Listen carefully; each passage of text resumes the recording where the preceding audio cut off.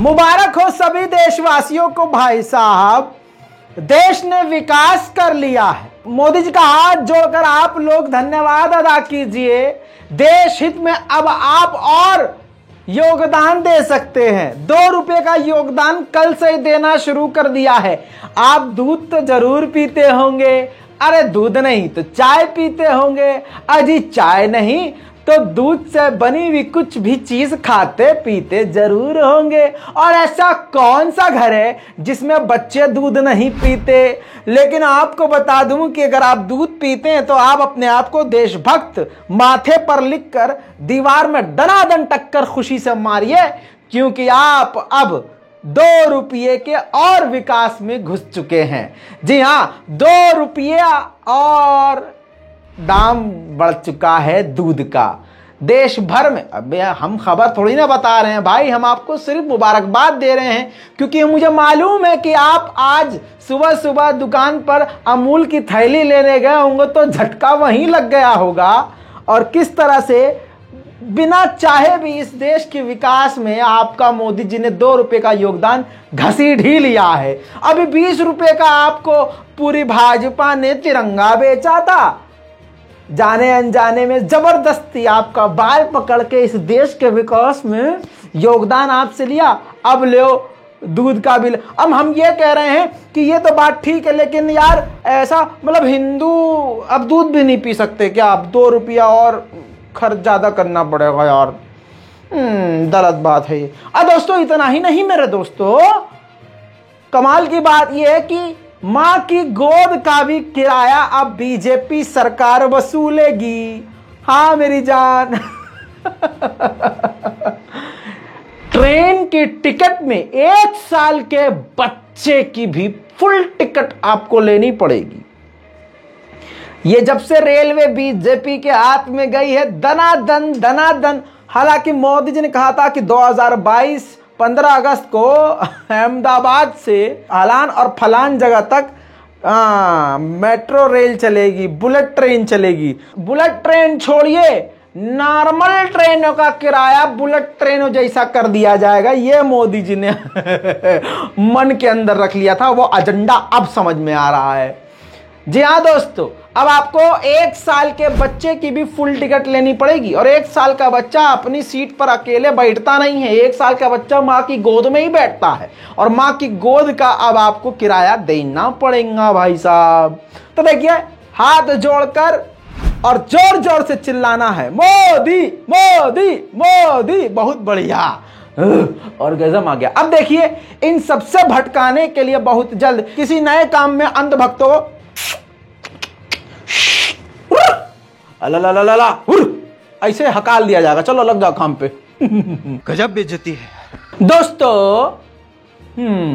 National prime time आप देख चुके हैं, लेकिन क्या करें, देश के हालात ऐसे हैं कि एक दिन में 2-2 नेशनल प्राइम टाइम आपके सामने रखने पड़ रहे हैं।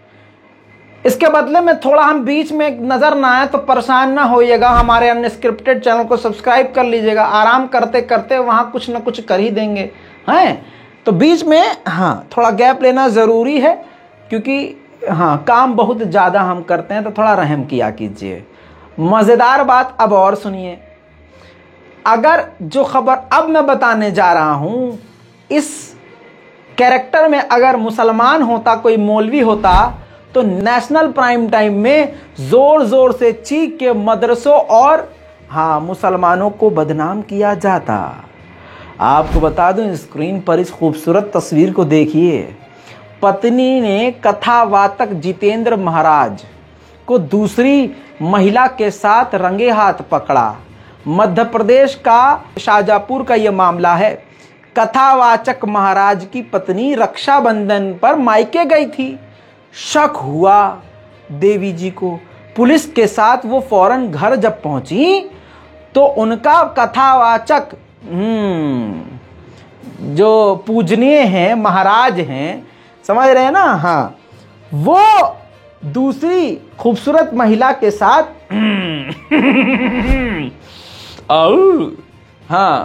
पाए गए।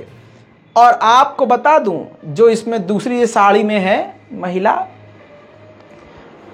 ये हरी सी साड़ी जो पहन रखी है, ये उनकी गर्लफ्रेंड, हालांकि वो अपने आप को शिष्या बता रही है, लेकिन पुलिस वाली जो मौजूद है महिला, उसने सवाल किया कि शिष्या हो तो अकेले आओगी क्या, घर में आओगी क्या। खैर दोस्तों, अब आपको समझ में आ रहा है कि अंधभक्त कहाँ से आते हैं, ये पैदाइश कहाँ से है। कुछ अंश आप देख लीजिए, बड़ा कांड हुआ है लेकिन सारा गोदी मीडिया खामोश है। ये सेक्सी बाबा है, सेक्सी बाबा। ये शीशा बना के सेक्सी बाबा देखो। कहा शीशा क्या करेगा? शीशा बात कराओ तो भाई, चाचा बात कराओ। ये शीशा है घर।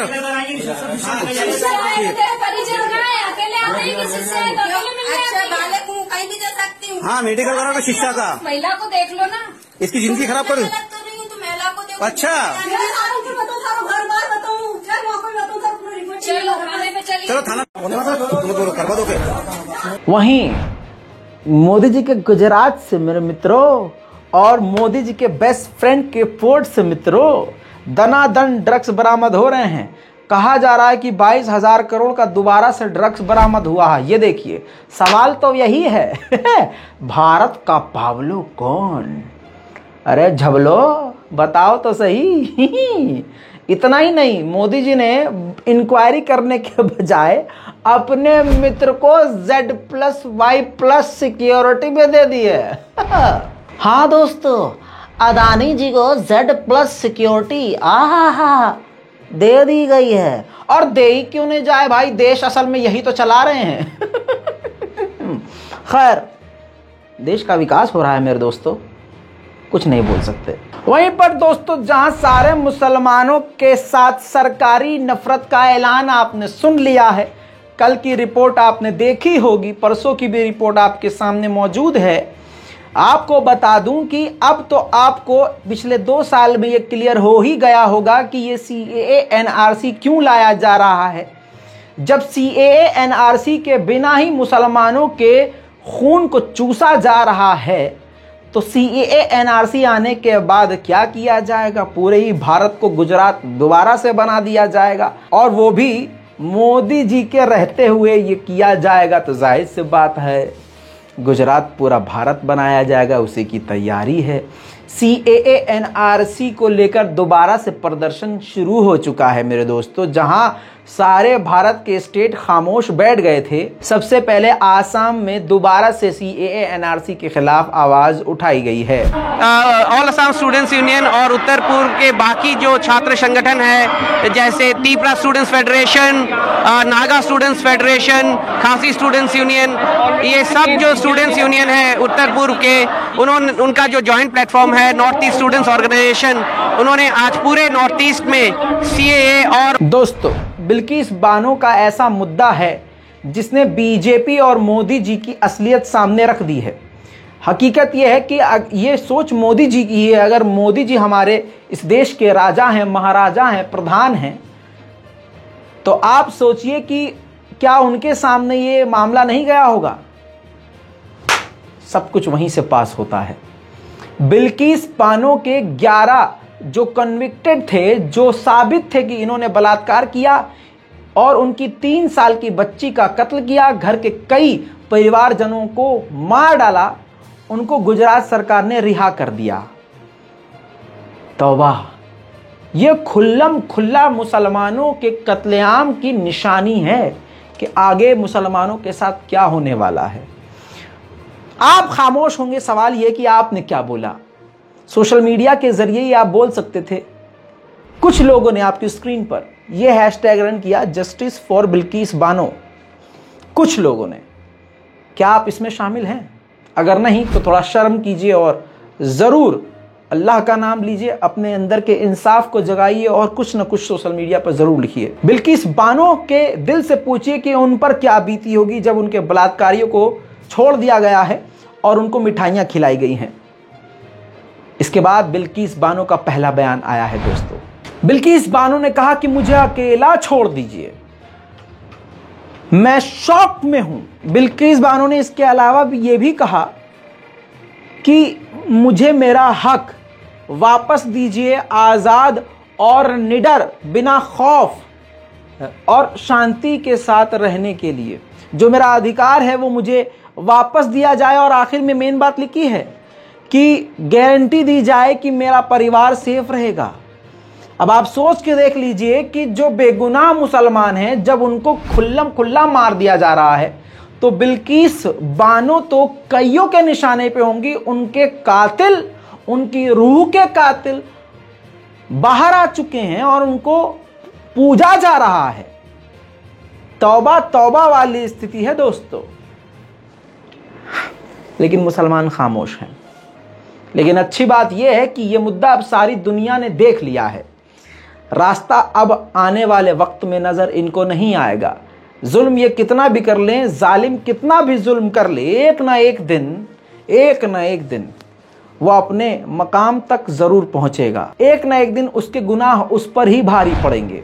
देख लीजिए, अरब के जर्नलिस्ट तक ये बात पहुंच चुकी है, शेयर किया है, हाईलाइट किया है। उन्होंने बताया है कि भारत के मुसलमानों के साथ सरकार खुल्लम खुल्ला कातिलाना रवैया अपना रही है, दुश्मनों जैसा उनके साथ सलूक कर रही है और एक तरफा उनको निशाना बनाया जा रहा है। दोस्तों, दुनिया देख रही है, इसलिए भारत के मुसलमानों से भी कहना चाहता हूं, वो लोग मुसलमानों पर हो रहे सरकारी जुल्म को देखने के बाद चंद बातें मेरे दिमाग में आई है, वो सुनिए। लश्कर भी तुम्हारा है, सरदार भी तुम्हारा है, तुम झूठ को सच लिख दो, अखबार भी तुम्हारा है। खून मजलूम ज्यादा नहीं बहने वाला, जुल्म का ये दौर बहुत दिन नहीं रहने वाला। इन अंधेरों का जिगर चीर के नूर आएगा। गर तुम हो फिरऔन तो मूसा भी जरूर आएगा।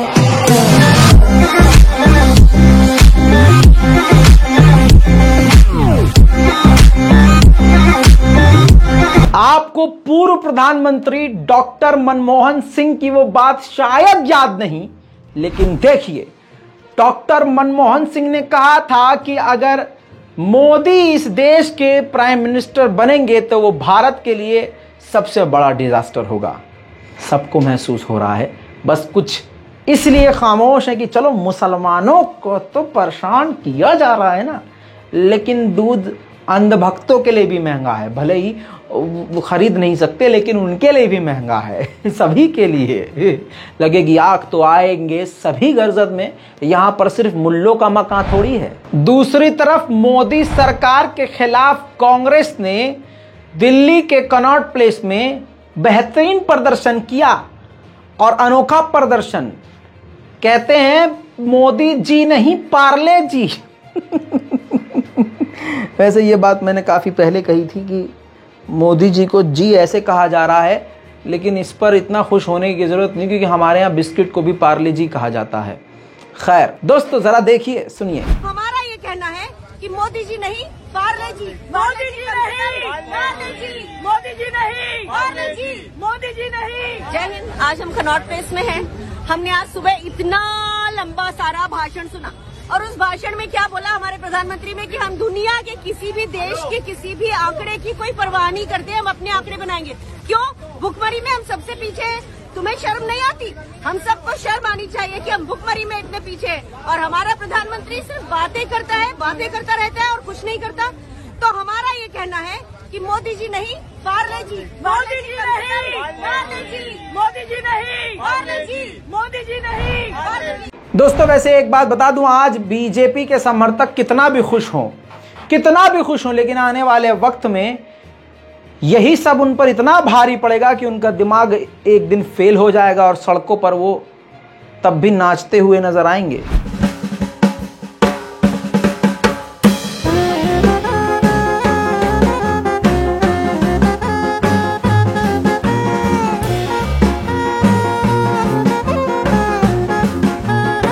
वहीं पर दोस्तों, बीजेपी के कारनामे और नेताओं की गुंडागर्दी तो आपके सामने आ ही रही है।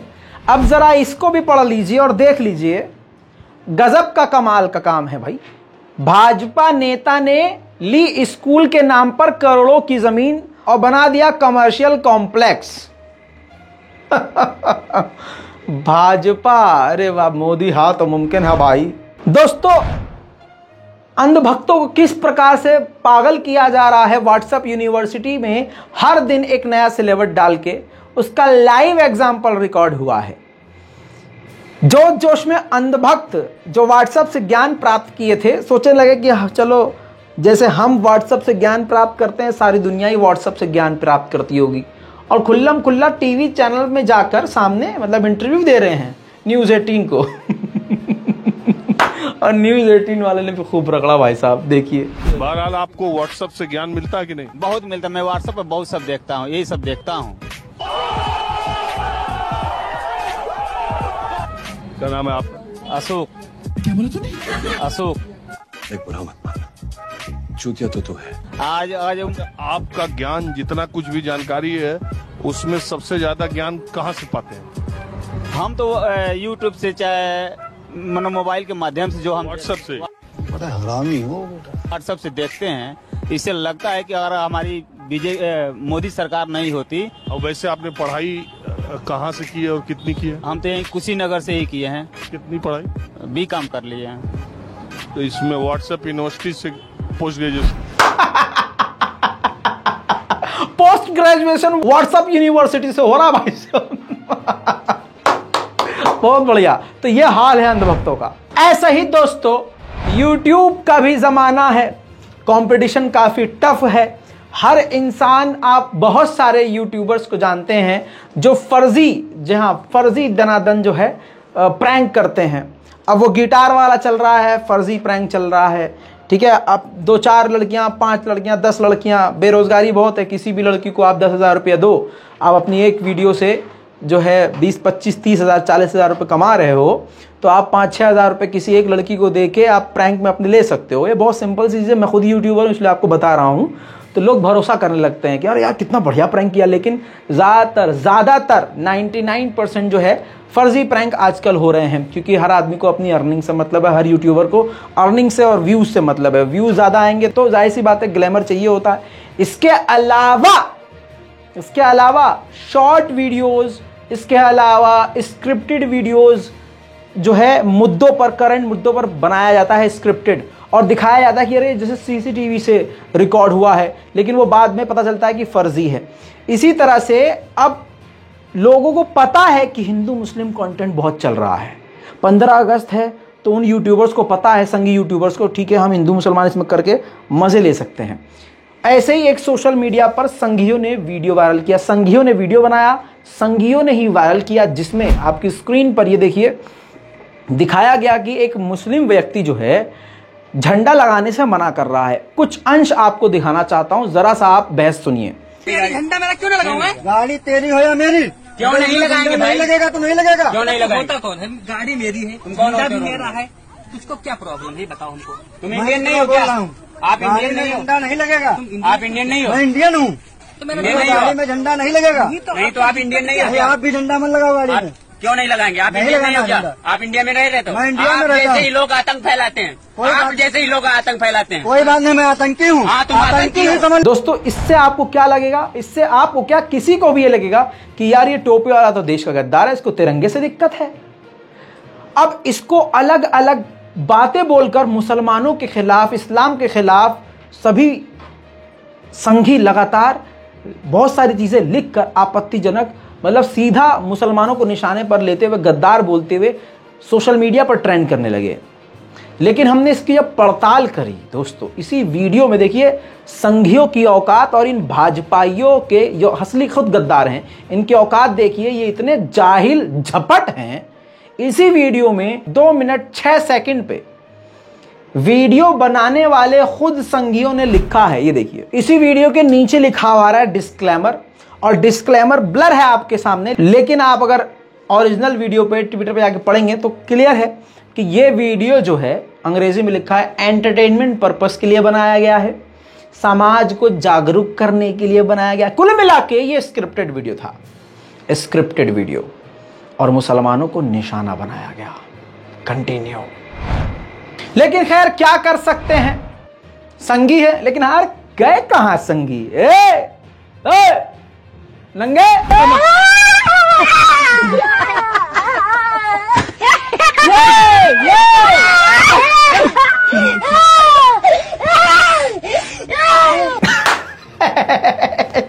इसे लौटने दीजिए, आगे बढ़ते हैं। दोस्तों, संघियों में जो कॉन्फिडेंस होता है ना भाई साहब, ओ हो, ऐसा नहीं है कि भाजपाइयों में मुसलमान नहीं है, लेकिन जिसने भी भाजपा ज्वाइन कर ली ना, ये जो ऊपर खोपड़ी होती है, इसके अंदर जो ऊपर में परमात्मा ने, अल्लाह ने, ईश्वर ने जो दिया है, वो किराए पर देकर, बेचकर फिर भाजपा में शामिल होते हैं, फिर उसमें गोबर भरा जाता है। तो लेकिन इनके अंदर का जो कॉन्फिडेंस है ना भाई, वो मुझे चाहिए, वो कॉन्फिडेंस भाई, मैं फ़ैन हूँ उस कॉन्फिडेंस का। एक वीडियो आया सामने जिसमें राष्ट्रगान उनको आता नहीं है, बड़े जोश से पढ़ते हैं।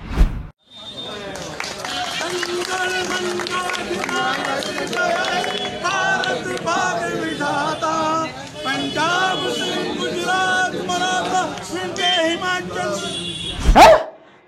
इस टकला को देखो, विंध्य हिमाचल। हाँ, ये देखिए, ये चाचा ने मोबाइल निकाला है, सुनिए।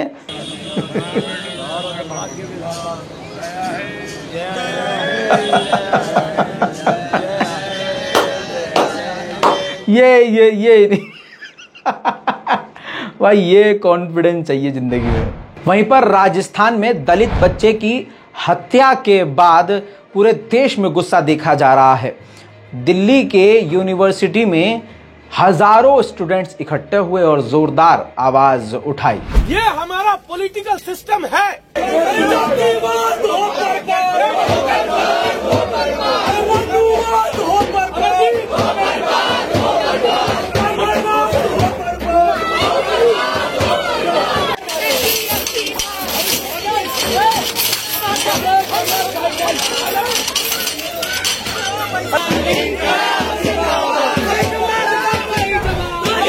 दोस्तों, इसके साथ आप जानते हैं कि मुसलमानों को लगातार निशाने पर लिया जा रहा है और संघी ये पूरा सिस्टम चलाते हैं।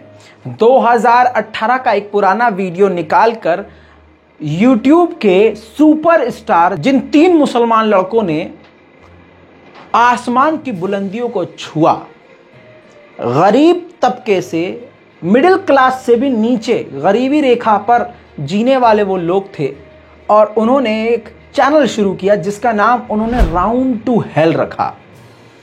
असल जिंदगी में जैसे हम आप हैं, असल जिंदगी में जैसे एक दोस्त, 4 दोस्त आपस में बात करते हैं, मज़ाहिया अंदाज में, बदतमीजी अंदाज में, या जैसे मर्जी, उन्होंने उस सच्चाई के साथ, रियलिटी के साथ अपनी ज़बान का इस्तेमाल करते हुए उनके गांव और देहात, उनके शहर की नाम और वहाँ की लैंग्वेज का इस्तेमाल करते हुए आज राउंड टू हेल के वो 3 लड़के सुपरस्टार बन चुके हैं। लेकिन संघ की नज़र में वो चुभ रहे हैं, क्योंकि मुसलमान, जब शाहरुख खान चुभ रहा है तिरंगा फहराने के बाद, भारत को करोड़ रुपया कमा के देने के बाद, भारत का पूरी दुनिया में नाम रोशन करने के बाद, तो राउंड टू हेल फिर कौन है?